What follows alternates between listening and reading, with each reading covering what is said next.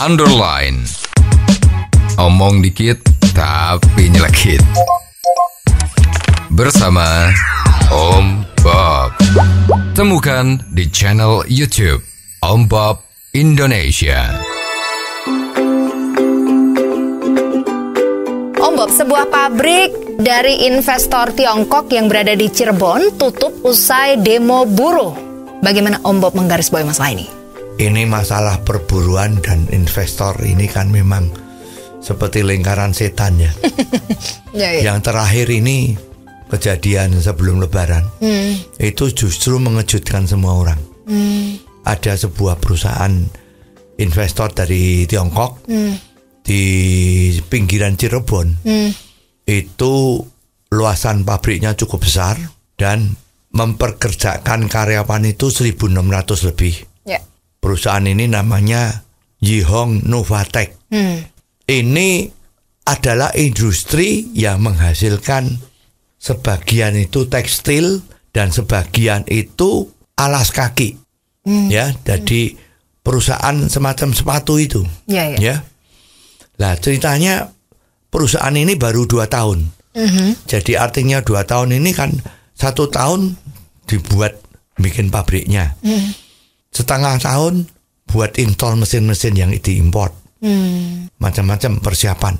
Sehingga praktis perusahaan ini baru beroperasi percobaan. Ya. Nah, di dalam rekrutmen pegawai-pegawainya ini kan memang ada aturan dari pemerintah bahwa ada sistem yang namanya kontrak kerja. Ya, waktu berapa gitu ya. Orang kalau mau kerja bisa diikat dengan kontrak 3 bulan, 6 bulan, setahun. Setelah itu bisa diperpanjang dan harus dijadikan pegawai tetap dan sebagainya. Itu kan ada aturan yang sudah berjalan. Nah, perusahaan Yihong ini merekrut dengan model sementara ini karena dia masih baru. Itu kebanyakan memang sistemnya sistem kontrak waktu 6 bulan atau 3 bulan. Seperti itu ya. Dan tindakan ini kan juga sangat dianjurkan untuk sebuah perusahaan baru ya. Perusahaan baru itu kan harus mendapatkan orang-orang yang bagus. Kalau sekarang dalam rasa percobaan itu orang-orang yang kerja tadi itu attitude-nya maupun keterampilannya tidak memenuhi syarat, toh harus diganti kan. Tapi kalau tidak dilakukan percobaan kan tidak tahu dia tuh memenuhi syarat atau tidak. Ya, jadi pola percobaan itu adalah umum di mana-mana melakukan seperti itu. Nah, cerita bahwa dari perusahaan ini sudah mendapat order untuk diekspor ya. Jadi ordernya itu dari luar negeri. Diekspor dalam jumlah banyak selama masa percobaan ini. Nah, sekarang perusahaan-perusahaan yang pesan dengan barang dia itu kan juga memikirkan, saya mau pesen barang sama you, tapi apa memang you itu layak bisa jadi rekanan kita? 1, kualitasnya. 2, delivery time-nya. Jadi orang kan pesen, ini jadinya kapan? Bulan depan. Kan sekarang sudah bukan zamannya bulan depan itu tanggal berapa itu harus sebut. Bulan depan tanggal 15. Ya, itu adalah deadline. Kalau tidak selesai bagaimana? Nah, biasanya perusahaan yang bonafit berani memberi jaminan. Kalau tanggal 15 saya tidak bisa delivery, you punya order, maka saya rela di penalti. Ya, bahkan bisa juga ada perjanjian. Kalau you tidak bisa delivery tepat waktu, maka order kita dianggap batal. Ada juga yang model-model seperti itu. Nah, ini ceritanya kemarin itu bulan Maret atau April itu barang kan sudah diproduksi ya. Pabrik percobaan itu sudah produksi. Nah, sekarang tuh ada 3 karyawan yang kontrak ya. Kontrak itu menjelang habis.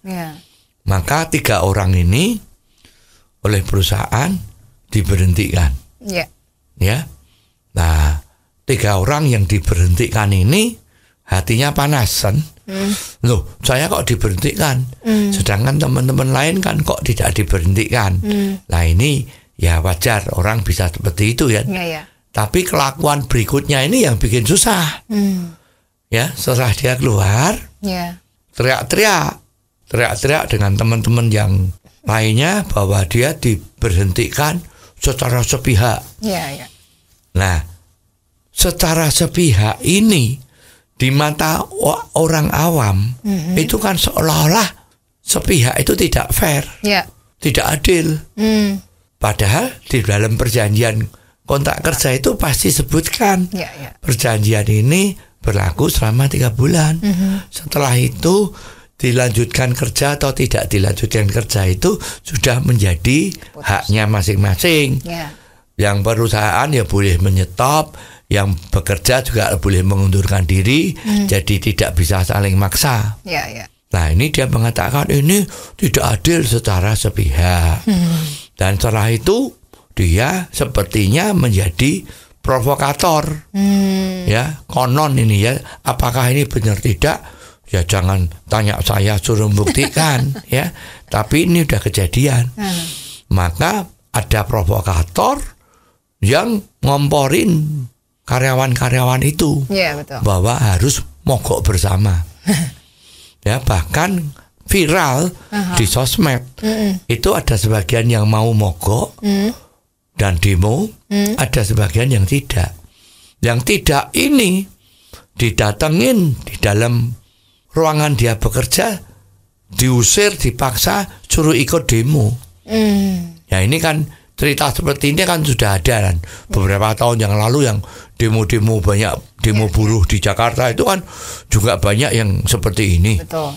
Lah akhirnya demo-demo itu menuntut apa? Menuntut ini karena tidak adil, tutup saja perusahaan yang ini. Keras demonya. Nah, sampai mogok massal ini mengakibatkan perusahaannya berhenti total. Sehingga perusahaan ini mengalami keterlambatan delivery order yang sudah diterima sebagai percobaan itu. Nah, bagaimana sekarang kita kalau sebagai pengusaha? Sudah membuka lapangan kerja yang bagus, 1.600 karyawan, ya lebih sedikit, dan konon UMR 4,8 juta per bulan. Bahkan kalau lemburan bisa menerima 6,5 juta. Kenapa kok ya masih diganggu dengan tidak puasnya loh?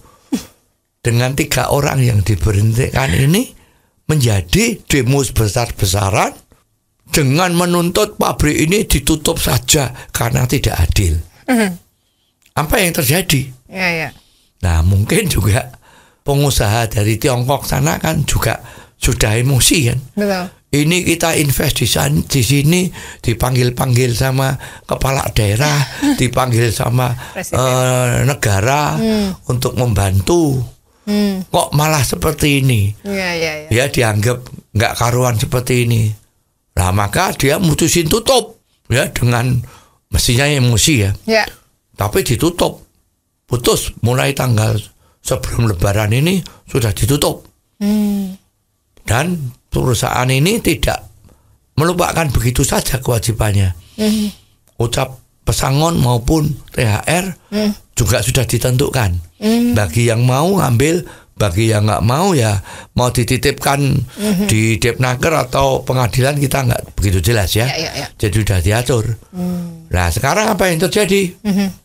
Buruh-buruhnya tadi itu rame-rame menuju ke Depnaker. Pak ini jangan ditutup, kita butuh pekerjaan.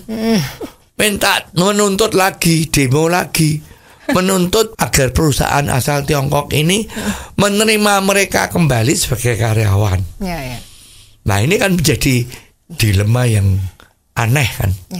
Jadi inilah situasi hubungan antara pemberi kerja, investor asing maupun lokal ya, dengan mitra pekerjanya yang berupa karyawan. Ini bisa terproyeksi dari kejadian yang seperti ini. Ya, pemerintah harus cepat-cepat menangani masalah ini agar jangan selalu pihak pengusaha yang menjadi kambing hitam masalah yang seperti ini.